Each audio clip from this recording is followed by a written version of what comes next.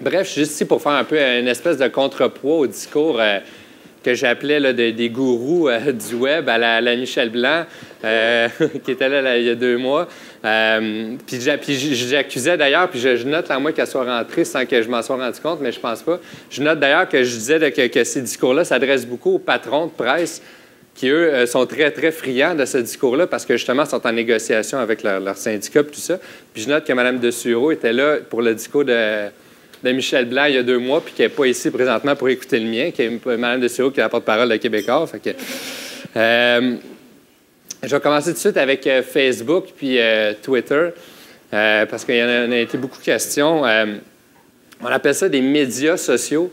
C'est une fausse appellation, là, des médias.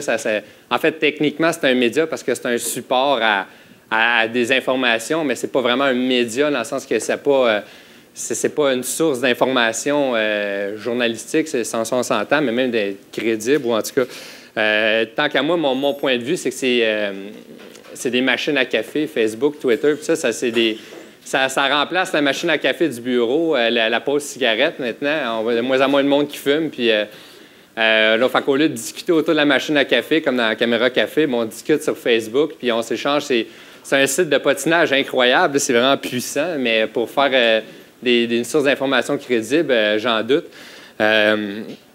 En fait, je dirais, c'est des outils promotionnels merveilleux pour des médias, c'est vrai.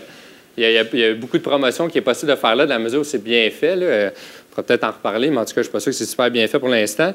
Puis pas parce qu'ils s'y attardent pas, là, ils en font, mais peut-être mal. Mais sauf que je suis très déçu de voir qu'on confond un peu dans le discours ça, un outil promotionnel avec un média. C'est comme si, il y a un certain nombre d'années, les journaux se sont rendus compte qu'en faisant du télémarketing, ils augmentaient le nombre d'abonnements aux journaux.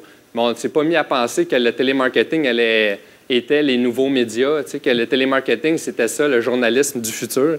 Bien, Facebook, c'est pas le journaliste du futur. Twitter non plus, c'est un bel outil de promotion, mais c'est pas le journaliste du futur. Puis un autre truc qui m'agace tout le temps quand on parle de Facebook puis Twitter, c'est comme si, si vous n'êtes pas là-dessus, c'est comme la fin du monde. Vous êtes tellement attardés, là, aïe aïe. Mais en fait, au-delà de certains cercles restreints, Facebook, c'est pas mal plus étendu que Twitter. Là, on s'entend, ma mère, mais même mon père, depuis en fin de semaine, je suis assez surpris, est sur Facebook. Mais Twitter, par exemple, j'y crois pas bientôt. Puis, il y a des exemples récents. La semaine passée, là, Radio-Canada a fait une expérience à Ottawa, couvrant un procès du maire de la ville live sur Twitter. J'ai vérifié hier soir, il y avait 32 abonnés à ce fil Twitter-là. Puis vous allez dire, ah oui, mais 32 abonnés, mais il le retweet à tout le monde. Bien, en fait, non. En cherchant, il y avait seulement eu 2 retweets de tout ce qui s'était dit sur ce fil-là. Donc, est-ce que ça vaut vraiment la peine de faire des efforts surhumains sur Twitter présentement? J'en doute. Pareil sur Facebook. Je suis allé faire encore hier, Denis Coderre avec 4 992 amis. Puis Dominique Carpin, 4 985. D'ailleurs, je trouve ça un peu louche que leur chiffre soit aussi proche que ça. Il y a comme un... Ben c'est ça, non, mais il y a comme une crowd de 5000 personnes à peu près qui s'abonnent, qui se mettent amis avec à peu près n'importe qui sur Facebook, visiblement, mais... Fait que, donc, est-ce que c'est la révolution Facebook? Bien, oui, il y a beaucoup de monde sur Facebook, c'est sûr, mais est-ce que le fait de propager une nouvelle sur Facebook à un maximum, parce qu'en tout cas, il y en a peut-être qui en ont plus, là, mais rendu là, ça commence à être maladif un peu.